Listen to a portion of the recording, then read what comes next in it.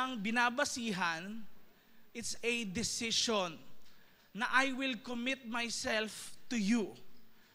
And ganun po ang Diyos na buhay na nagmamahal sa bawat isa sa atin. And one way na ang ating Panginoong Diyos na buhay nakikipag-usap sa atin, dahil pwedeng nasa isipan nyo, kung Diyos po siya at gusto niya makipag-usap sa akin, dahil in love siya sa akin, sino dito kapag meron kang crush, nilalapitan mo? Ay, hindi po ako. Hinihingi ko po kasi sa friend ko yung number niya. May ganun ba? Sino sa inyo, nagpaparinig ka sa crush mo kapag may gusto ka sa kanya? Tinetext mo. Sabi mo noon, GM, pero siya lang yung sinendan mo. No?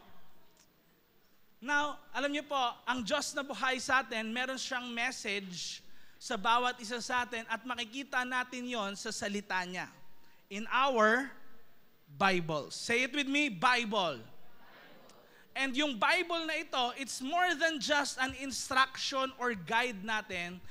Ito po talaga ang Bible, it's a love story. Hindi love story ng dalawang magjowa, hindi ganon.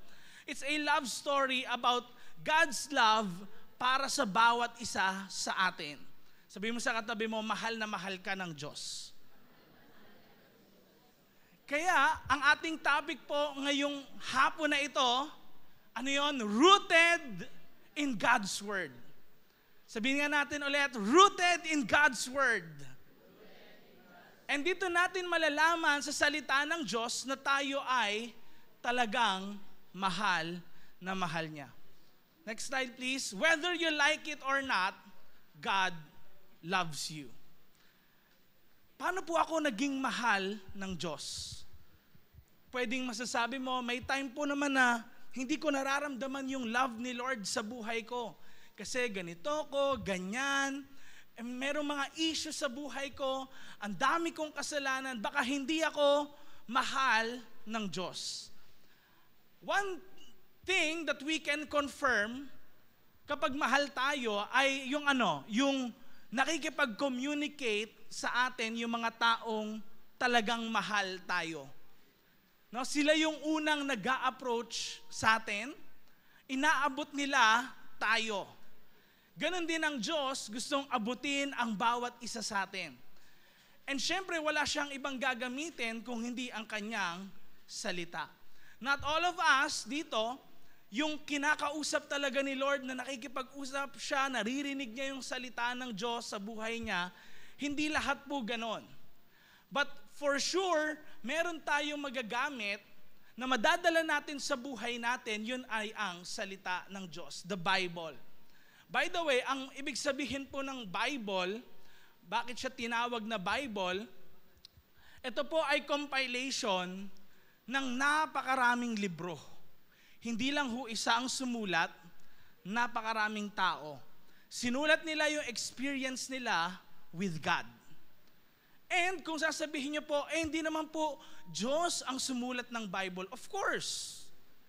Pero sinamahan sila ni God sa pagsulat. Kaya magugulat kayo, throughout the years, walang contradiction in the Bible. Hindi ho sila nag-usap-usap, uy, wag mo sasabihin to kasi ito yung nilagay ko, ha? Ay, kailangan connected tayo, ha? Walang gano'n na pag-uusap. Actually, mahaba pa nga yung gap nila, no? Tsaka, nung time na yon, hindi uso ang cellphone, hindi sila makakapag-usap long distance, oy, dapat ito yung lalagay mo. Walang ganon. But actually, inspired word of God ang Bible, dahil makikita natin, una sa lahat, ito talaga ay merong pagkilos ng transformation sa buhay natin. Alam niyo po, yung na-enjoy natin ngayon na freedom, imagine, yung na-enjoy natin na freedom ngayon, it's actually thanks to Christianity. Salamat sa Christianity, kaya meron tayong freedom. Alam niyo po, kahapon, nagbabiyahe kami, pauwi na kami noon, tinatanong ako ng mga kasama namin from sa ministry natin sa Santa Rosa, Laguna, at Cabuyao, Laguna. Sabi nila, Pastor Jace, ano yung mga kwento ng lola nyo po nung panahon na sinasakop tayo ng Japan? Sabi ko, hindi magaganda yung mga story nila. Talagang nagtatago sila sa ilalim ng lupa. Bakit? Ano po bang pinangahawakan na belief ng napakaraming tao nung time na yon para gawa nila ng di magaganda ang mga Pilipino? What is their belief? They don't actually believe in God.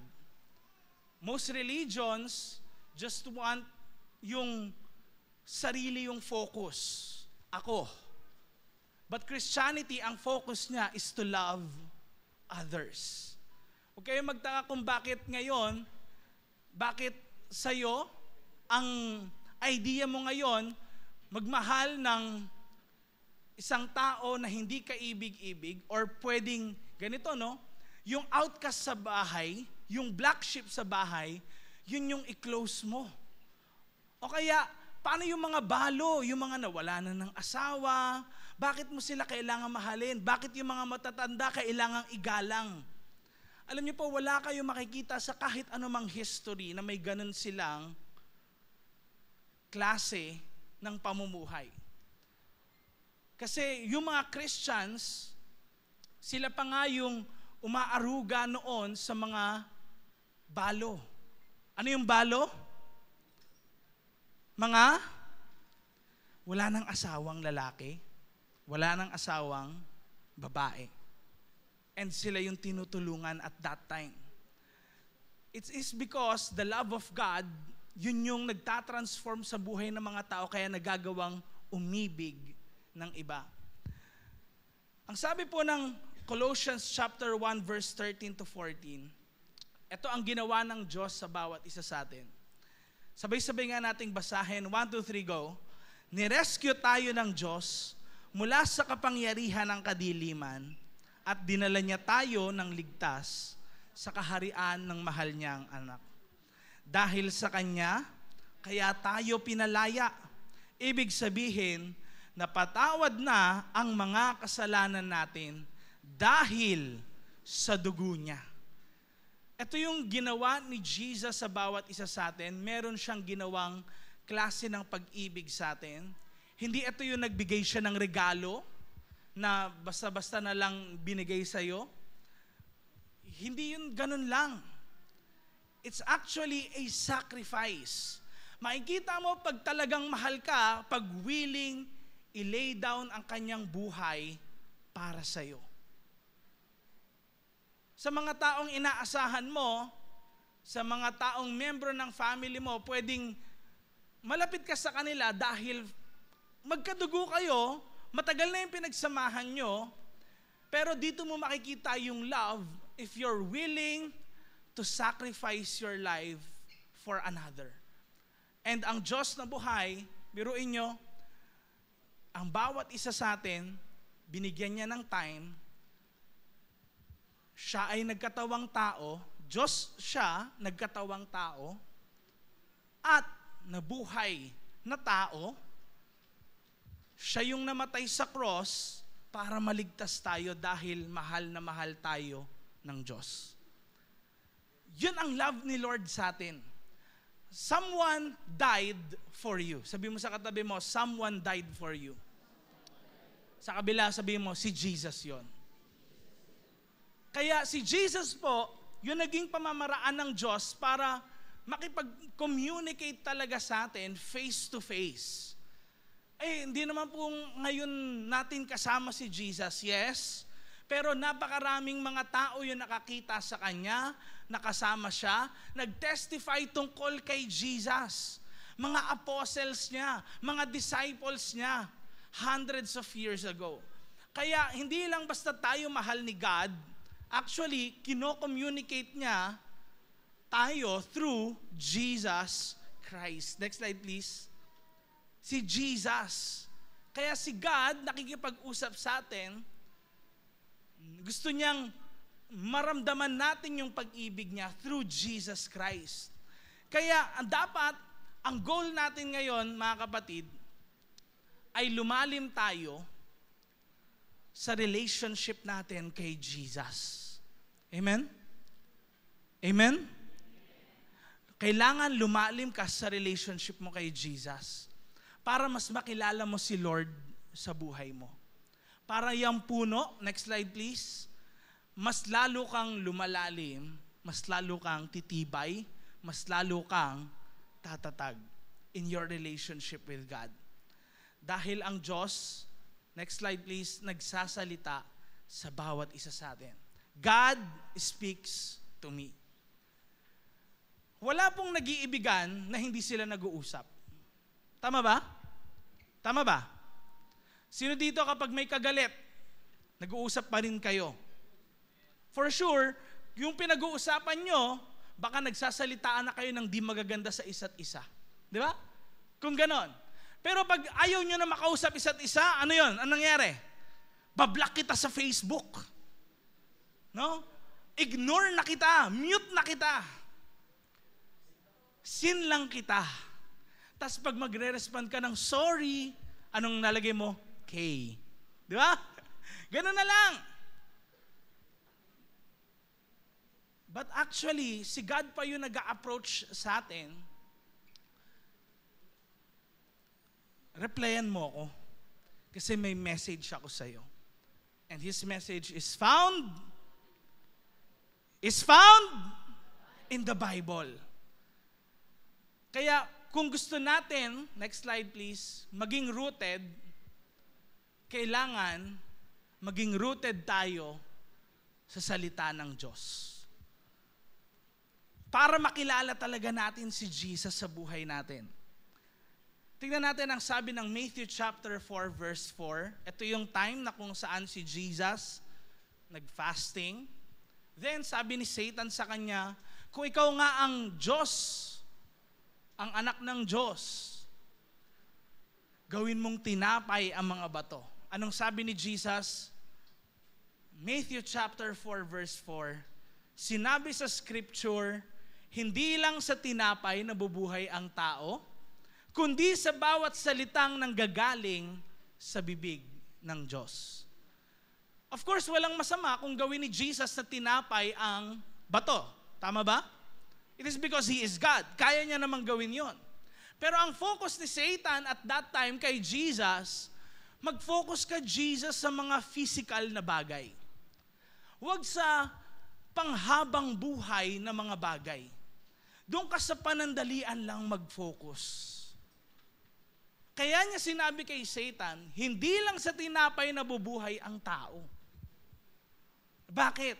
Sino dito kumain na kanina ng lunch? Wala. Gutom lahat kayo. Sabi mo sa katabi mo, libre mo naman ako. Pagtapos nito. Sino sa inyo kumakain sa isang araw? Amen? Pero, kaya tayo kumakain dahil para mabuhay tayo sa mga susunod na araw. Yun ang dahilan natin kaya tayo kumakain ng physical na pagkain. Pero nagsabi si Jesus, hindi lang daw doon nabubuhay ang tao.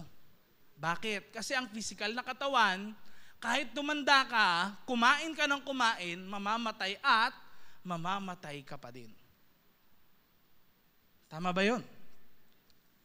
Kahit kumain ka ng kumain, kainin mo na lahat ng gusto mo, lahat ng steak na gusto mo, yung favorite mo na spaghetti, kainin mo lagi. Baliwala yan kasi tatanda ka at mamamatay ka rin. Pero one thing is for sure, after this life, there is another, at hindi yun panandalian, yun ay buhay na panghabang buhay.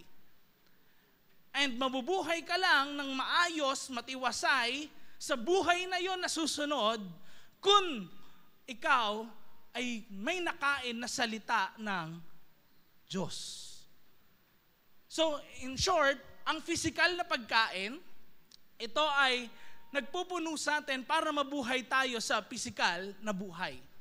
Ang spiritual na pagkain na mula kay God, nagpupuno sa atin para mabuhay tayo ng panghabang buhay.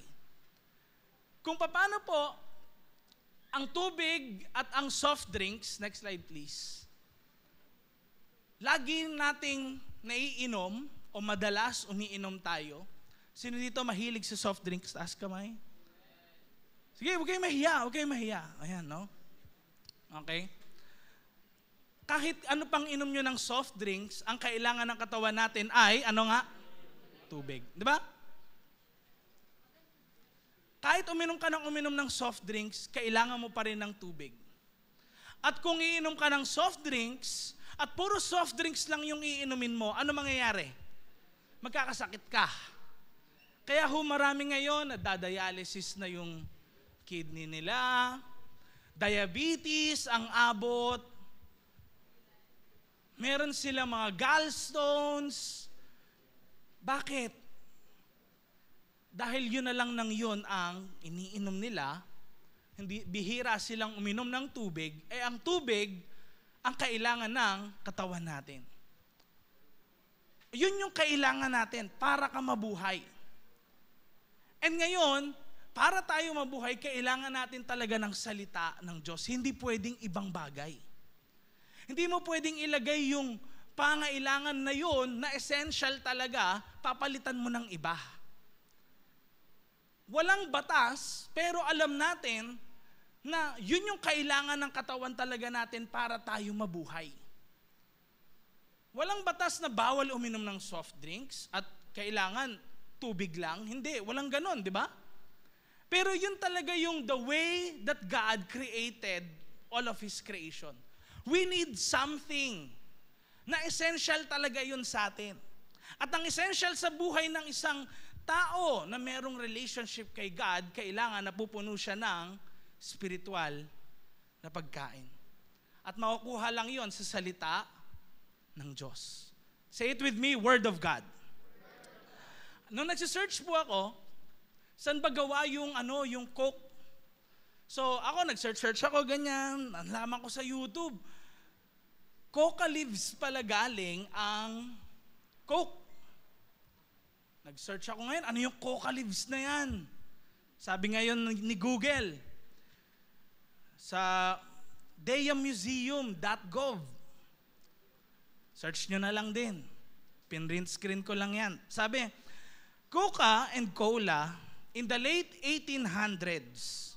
Tingnan niya, cocaine was used as primary ingredient for flavor in Coca-Cola. Ano yung cocaine? Ano yung cocaine? Drugs. 1800s. 200 years ago, ang Coca-Cola pala, na primary ingredient niya, kaya siya tinawag na Coca, dahil galing sa coca leaves. At cocaine, yung primary ingredient. Okay? Dito yung nagsabi Then, sabi ngayon, in the early 1900s, cocaine in its crude form was removed. 100 years ago, tinanggal yung cocaine. Pero, ang sabi ngayon today, the extract of the coca leaves. Ano yun? Yun yung decocainized version. Wala siyang addictive ng cocaine or drugs effect ng cocaine, pero meron siyang lasa nun. Sabi, is manufactured in the United States and used in the flavoring for Coca-Cola. So, ang flavor pala ng Coca-Cola ay galing sa drugs na cocaine. Kaya pala, at the end of the day, gulat tayo, bakit nakakasama sa katawan natin, meron pala siyang pinanggalingan. Now, we go back sa essential. Hindi ko sinabing huwag kayo uminom ng Coke, wala ko sinasabing ganon. Nasa sa inyo na yun, bahala na kayo. Sabi mo sa katawan mo, bahala ka na. Konsensya mo na yun. Okay? Balik tayo sa tubig. Ano ba nagagawa ng tubig? Next slide. Napaka-essential ng tubig, tama ba? Kung meron kayong mga plantito at plantita sa mga bahay nyo, anong kailangan ng plants? Water. Kailangan madiligan. Mga hayop, mammals man yan, reptiles man yan, birds, si Finding Nemo man yan, kailangan nila ng tubig. Imagine a world without water. Patay lahat. Patay lahat. Kasi tayo kailangan natin ng tubig, hayop kailangan ng tubig, puno kailangan ng tubig. Actually, paggawa nga din pala ng building, kailangan ng tubig. Alam niyo ba yun? Eh yung mga matatagal lang ang jeep dyan na pumapasada, kailangan pa ng tubig hanggang ngayon. Pero niya, all around us, mapapansin natin, kailangan ng tubig. So therefore, merong something essential. Ganon din ang Word of God. Hindi ka lalago, hindi ka makasurvive without it. And ang tubig, primary, nababanggit natin, it's a source of life. It's alive. It gives life. Ganon din po ang salita ng Diyos. Number one, God's Word is alive. Ang salita ng Diyos ay buhay. Paano pong buhay? Ang tubig hindi nagsasalita. Tama ba? Hindi. Pero nagagawa ng tubig, pag uminom ka, after nun, nawala yung uhaw mo, yung katawan mo umaayos. It's alive in a sense na natatransform ang buhay mo. It's alive in a sense na nababago yung nararanasan mo. Ganun ho ang Bible, napakarami ng tinransform na buhay. At isa na rin ako doon sa mga tao na yon. Yung katabi mo, isa na yun sa mga tao na yon. Na tinatransform ni Lord yung buhay nila. In the Bible, sa book of Hebrews chapter 4 verse 12, it says, ang salita ng Diyos ay buhay at mabisa, mas matalas pa sa espada na matalim ang magkabilang sides. Bakit inahalin tulad ang Word of God sa espada? By the way, ang espada po noon, nung panahon ng Roman Empire, dahil ito po nasulat yung book of Hebrews nung panahon ng Roman Empire na yon, huwag niyo ho isipin yung mga napapanood niyo sa Game of Thrones o kaya sa mga Vikings, ganyan, na ang haba ng espada nila. No? Huwag niyo isipin na ganoon ang mga espada noon ng Roman soldiers. Actually, sabi nga nila, 18 inches lang daw ang sword noon. Maliit, kasi bakit? Ikaw ba naman humawak ka ng bakal ng ilang oras Mabigat, tama ba? Mabigat. Sino sa inyo nakabuhat na ng mga dumbbell?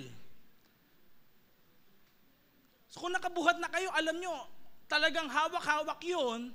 Kung matagal na panahon, tapos mahaba pa yun, ang hirap nun, dalhin. Kaya maliit lang ho yung mga espada noon. Tapos ganito yun. Kaya all throughout ng mga nagdaang empires, Greek Empire, Babylonian Empire, lahat ng mga naging empire noon, kaya talaga mas naging successful at mas matagal yung reign ng Roman Empire dahil yon sa pamamaraan ng paggamit nila ng espada. At yung espada nila noon, hindi yun yung isang side lang, yung may talim. Di ba sa Japanese, merong katana sila, no? Isang ano lang yun, isang side lang yun. Pero, etong sa Roman Empire, magkabila yung talim. Pwede mong gamiting pangsaksak kasi kaya niyang maka-pierce through. In short, the Word of God ay buhay at mas mabisa dahil kaya niyang pumasok sa puso ng tao. Pwede mong maramdaman na parang ako ata yung sinasabi ni pastor, ni leader. Chinismis ba ako? Bakit parang ako yun? Ba't parang nangungusap as if si Lord yun nagsasalita? Kahit iba?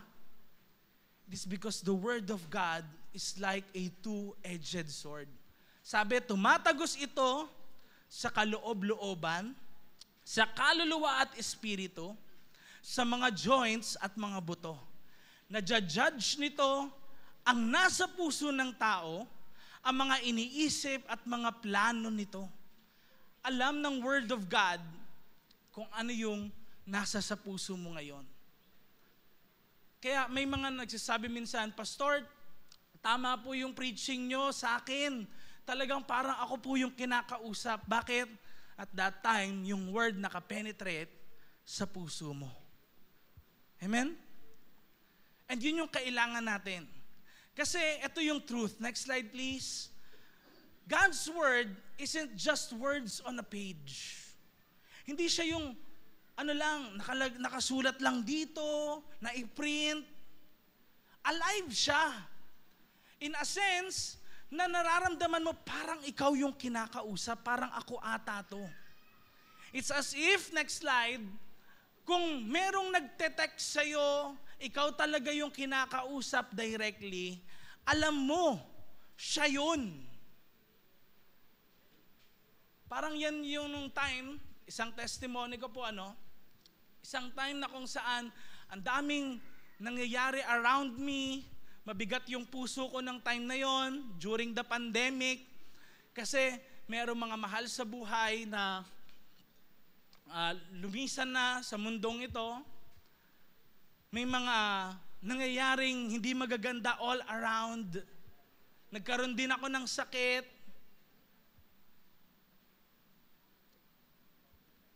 Minsan, nafe-feel natin yung mga ganon, yung burden ka, mabigat yung puso mo, hindi mo ma-release yung mga gusto mong words na sabihin. May mga ganon ba sa inyo? Nakaranas? Alam niyo po, nung nagbabasa ako ng Bible, dinala ko ni Lord sa Book of Matthew. Sabi ko, pandemic naman, balikan ko nga ang Book of Matthew. Nagbabasa ako, after a few days, nabasa ko Matthew chapter 11 verse 28. Si Jesus mismo nagsasabi, lumapit kayo sa akin, kayong lahat na napapagod at may mabibigat na pasanin, at bibigyan ko kayo ng pahinga. Biruin nyo, may ibang kausap talaga dito si Jesus nung time na yon. May ibang binibigyan ng message si Matthew. Pero at that time in my life, nung nabasa ko yung Word of God, it's as if ako yung kinakausap na dapat kong ibigay kay Jesus lahat ng burden ko. Alam ko, makakaranas ako ng kapayapaan pag lumapit lang ako sa Kanya. Kaya if you're that someone, pwede may bigating ka ngayon sa puso mo. Ano ba yun? Pag-aaral mo, family mo, finances mo, relationship mo, anything na pinagdadaanan mo sa buhay. Pwedeng mag-resonate din sa'yo. Sa'yo rin, mag-pierce yung message na to. Matthew 11:28, sabay-sabay nga ulit nating basahin. 1, 2, 3, go! Lumapit kayo sa akin, kayong lahat na napapagod at may mabibigat na pasanin, at bibigyan ko kayo ng pahinga. Number 2, ang God's Word, mga kapatid, must be repeated. Ang salita ng Diyos, hindi lang siya basta buhay at kailangan tanggapin natin sa ating buhay, kailangan inuulit po ang salita ng Diyos, basahin. Kasi gusto ng Diyos magsalita sa atin, kailangan ulit-ulitin natin, alalahanin natin kung ano ba yung sinasabi niya. Sino dito, kapag binubungangaan ka ng parents mo, pinagsasabihan ka rin at times, parang minsan nakaganyan ka na lang. Pero sa totoo lang, sila, mahal ka nila, gusto nilang mapaayos yung buhay mo, kaya ka nila pinagsasabihan. Paulit-ulit lang sila, pero sa totoo lang, kaya nila sinasabi yun sa'yo paulit-ulit kasi ikaw rin paulit-ulit. Pero mahal ka nila. Kaya lang sila ganon.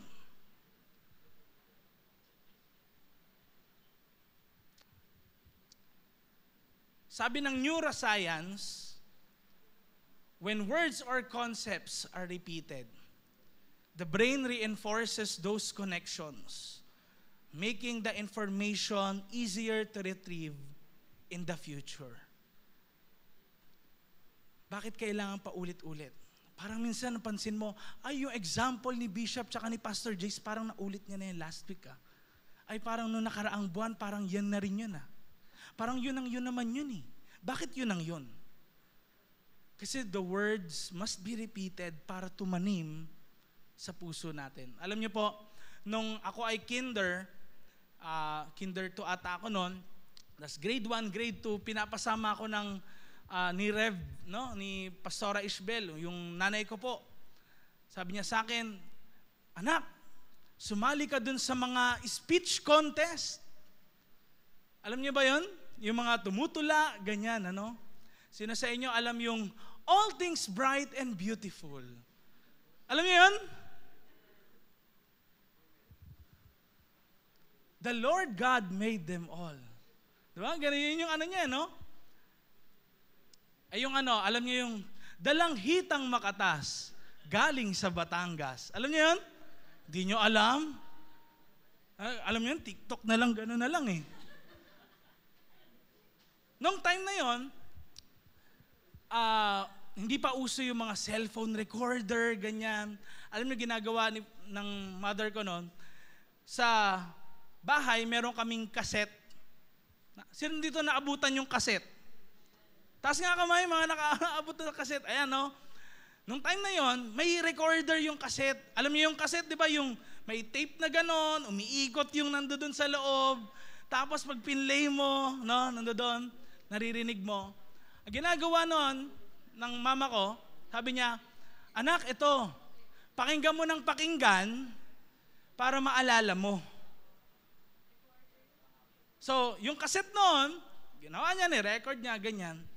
Ako minsan, syempre bata ako noon, grade 1, grade 2. Ayoko. Kasi paulit-ulit na lang eh. Nakakasawa para sa atin, tama ba? Ganun eh. Pero alam nyo, may nangyari noon, grade 1, sumali ako. Hindi ko alam kung English ata yun na speech or Tagalog na speech, ganyan.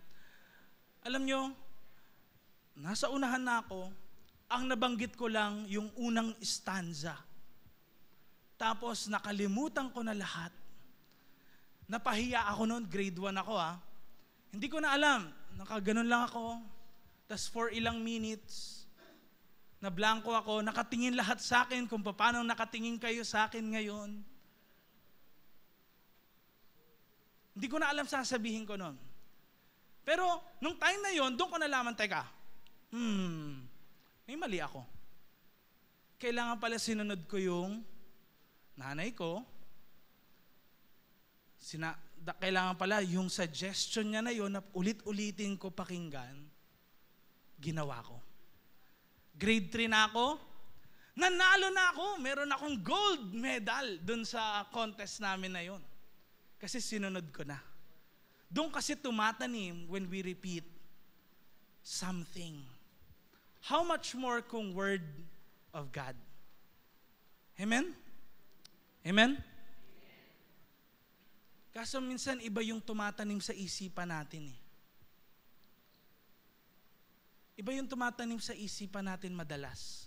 Bata pa lang tayo, pwedeng natanim na sa isipan natin mga mura.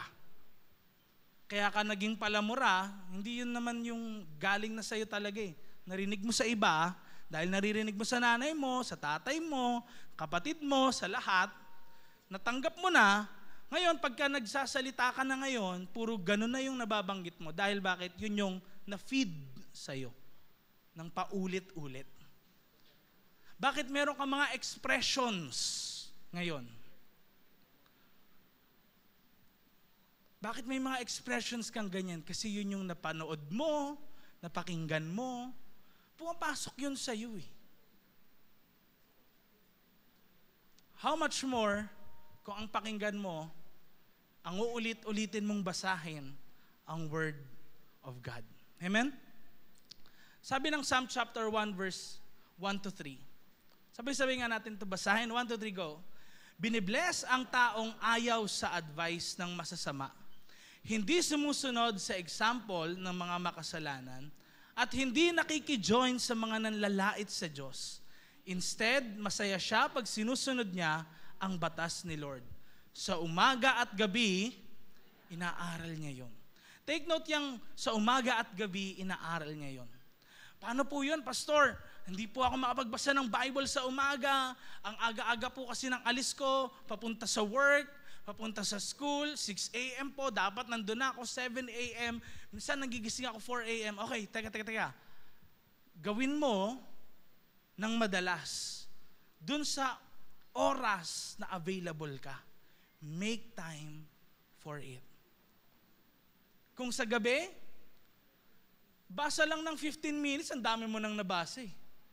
Sa Facebook mo nga, kakascroll mo, nabasa mo na yung buong article kina Alice Guo, kay Cassandra Ong, di ba? Nabasa mo na ng buo yun eh. Yung Bible, di mo nabasa isang chapter. Di ba? Make time for it.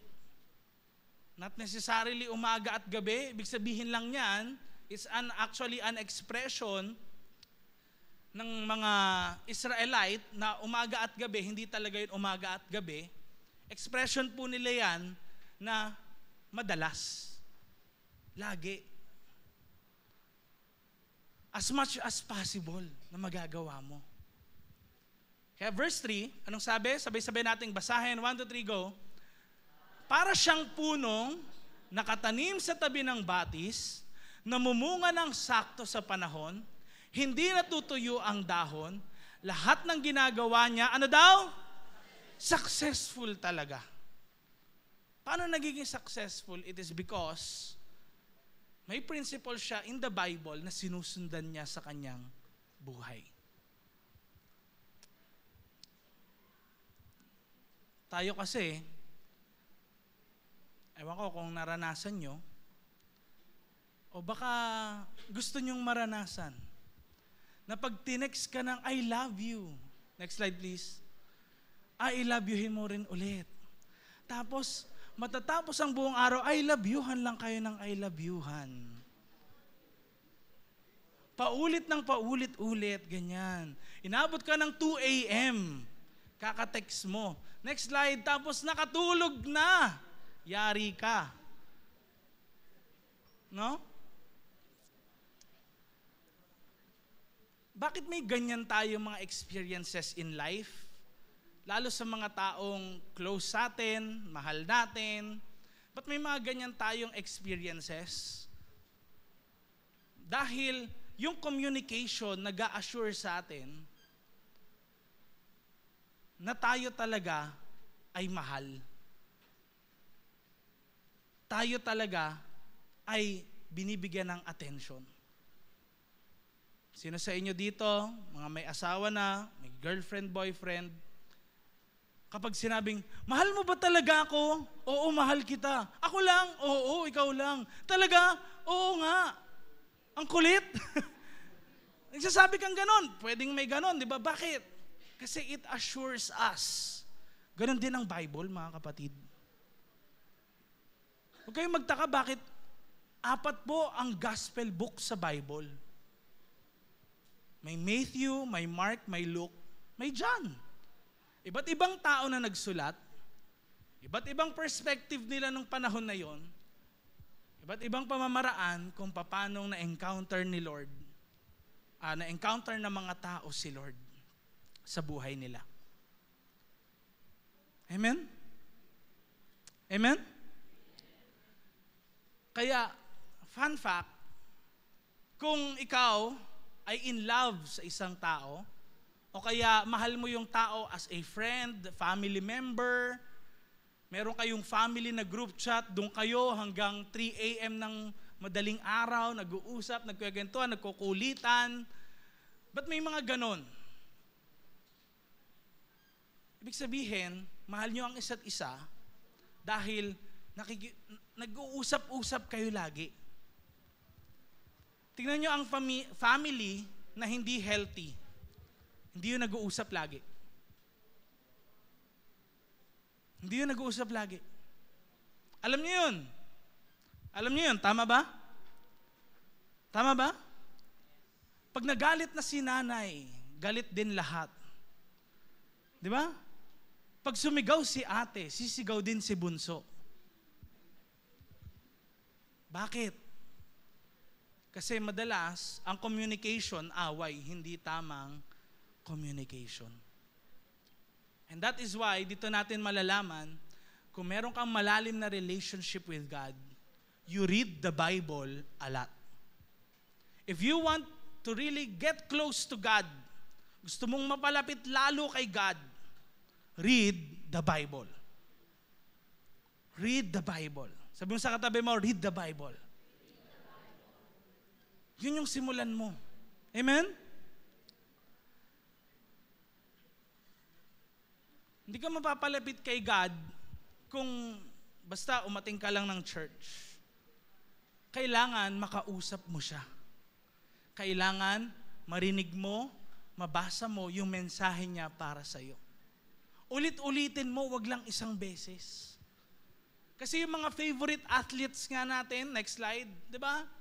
Sila nga bago sila pumunta sa mga games nila, anong ginagawa nila? Next slide. Meron silang trainings na ginagawa. Ang daming repetitions yun. Hindi lang isang beses, tapos na. Maraming beses nilang ginagawa yun. Kaya, next slide, kung hindi mo feel na gusto mong magbasa ng Bible, tandaan mo lang lagi ito. God speaks to me. Nagsasalita ang Diyos sa akin. Ang tanong, babasahin ko ba yung mensahe niya sa akin? O isisin ko lang or i-ignore ko lang? In the Bible, it says na si Lord kumakatok lagi. Kumakatok sa puso natin. Kung paano nga yung Shopee natin wala pang 5 minutes, umaalis na kagad kasi ang tagal mo. Tapos tatawagan ka, Ma'am, Sir, ang tagal nyo kasi. Madami pa akong dideliveran. Alam niyo si God, hindi naman siya habang buhay na kakatok sa iyo Kung ayaw mo siya pagbuksan, titigil siya. Huwag mong hayaan na tumigil siya. Kasi pag tumigil siya, mga kapatid, magiging wala ng chance para sa atin na magkaroon ng pagbabago. Kaya huwag mong hayaan na dumating yung time na yon sa buhay mo. Hanggat merong chance, si God na kumakatok sa iyo sa puso mo, pagbuksan mo siya. Amen? Amen? Last but not the least,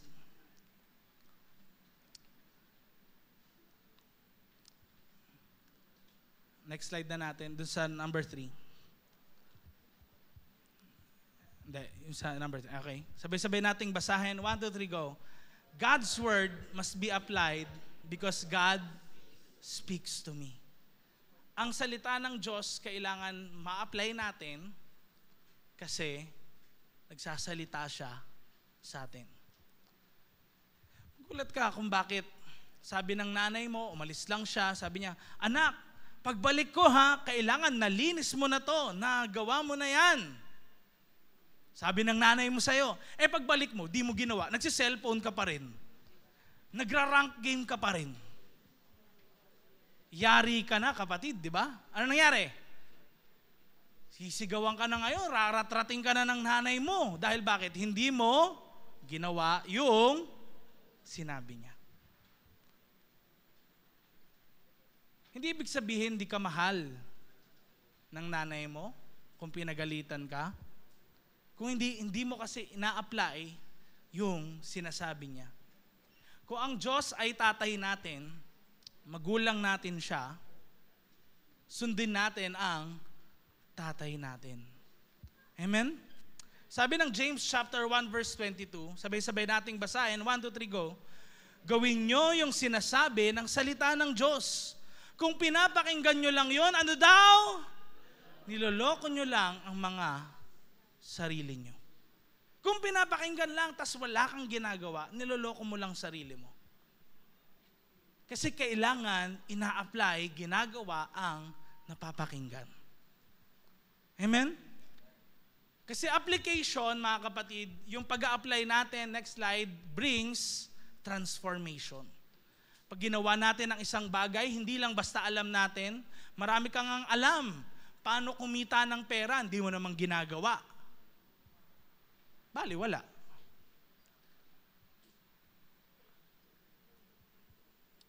Ina-apply natin ang natututunan natin. Dahil doon, nagsisimula ang pagbabago. May nabasa ka sa Bible. Patawarin mo yung nagkasala sa iyo, yung sumakit sa damdamin mo. Anong gagawin mo ngayon? Ang hirap po, pastor. Ayoko. Wag, next time na lang. Hanggang sa yung next time na yon, nakalimutan na. Pero darating yung time, we will all face the Lord. Ginawa mo ba yung sinabi ko? Nagmahal ka ba katulad ng pag-ibig ko sa iyo? Nagmahal ka ba? Talaga? Nagpatawad ka ba sa nakasakit sa iyo? Ano yung ginawa mo? Application brings transformation. Amen? Kaya kailangan rooted tayo in God's Word. Rooted in God's Word. Kasi in times na nangangailangan tayo at may kailangan tayo, honestly, yung mga inaasahan nating iba, hindi yun yung mararanasan natin. Madedelay pa yun. Ang tanging maaasahan natin ay si God lang. Amen? I have a testimony to share sa bawat isa sa inyo. Sino mga nandito last Sunday? Taas nga kamay. Gusto ko lang makita. Diyan sa taas. Come on. Ayan. Sino dito nakita niyo ako last Sunday? Ayan. Actually, nag-preach ako noon, di ba? Pero nung Saturday, August 31, meron kaming isang unforgettable experience sa daan. Hindi namin inopen to sa inyo na i-share, pero i-share na rin namin, ano? Pauwi na po kami noon, Sabado, galing sa Cabuyao, Laguna, dahil meron po tayong church doon. On the way po, paakyat ng Skyway sa south, pauwi, naflatan kami ng gulong. Hindi sa unahan, sa likod. No? Napaka-unusual yon. So in short, nag-pull over muna kami sa isang side sa Skyway. Then kung mapapansin nyo po dyan sa picture, nandun kami sa isang wall sa side. Medyo mahirap lang talaga ayusin. Ganyan. Ako po yung nag-ayos nung time na yon. Tinulungan ako ng mga pinsan ni Cams. Ganyan. Naayos na namin. Pero alam nyo po nangyari nun, nung tapos na ako, dahil nakayuko nga akong ganon, pagod, hinihingal, sobrang init nung time na yon, puyat pa ako dahil maaga kasi kami pumupunta po sa Cabuyao. Pagtayo ko, nagdilim yung paningin ko. Nagdilim. Tapos ang hirap huminga nung time na yon. Yung mga biglang tayo, tapos dumilim, ganyan. Alam nyo, sabi ko kagad, engi akong donut. Kasi di ba, pag mga ganon, kailangan matamis, tubig, ganyan. Pero, nafe-feel ko walang effect eh. At that time, sabi ko, Lord, sorry po. Kasi di ko alam ba't ano nangyayari sa akin eh. May kasalanan ba ako, Lord? Lord, tulungan niyo po ako. Yun sabi ko habang umuupo ako dun sa chair, sa sasakyan. Then sila ngayon, mga kasama ko, mga talagang atubili sila, di nila alam gagawin. May matatawagan ba tayong ambulansya? May nagpunta po na isang patrol na police. Then, nag-call ng ambulance. Pero nung time na yon, hindi ko na alam din yung mangyayari or what. Kasi nung time po na yon, alam mo yung feeling na kita ko naman, kaya lang madilim, parang dark blue lahat. Ganyan. Tapos, nararamdaman ko po noon yung buong katawan ko. Sorry sa word, pero nadudumi po ako nung time na yon. Sinabi ko yon, kinabahan sila kasi yung mga kilala nilang mahal nila sa buhay na bago mamatay, nag-CR muna, tapos ganun nangyari, no? So wag, pigilin mo, ganyan. Ginigising nila akong ganyan, tinatapik nila yung mukha ko, etc. Pinapaypayan nila ako, lahat na. And I was just calling to God. Wala ko ibang malapitan eh. Lord, restore mo po ako. Ikaw yung pag-asa ko, Lord. Alam ko, Lord, ito yung pangako mo sa akin. Now, naging okay na po ako noon. From madilim na paningin, nagliwanag. Tapos, at saka lang dumating yung ambulance nung okay na ako. Nung okay na ako. So, syempre, dumating yung yung galing sa ambulance, sinek ako, pulse rate, yung pulse ko, okay naman. Oxygen ko, pagkasalpak sa akin, 99. Okay na ako.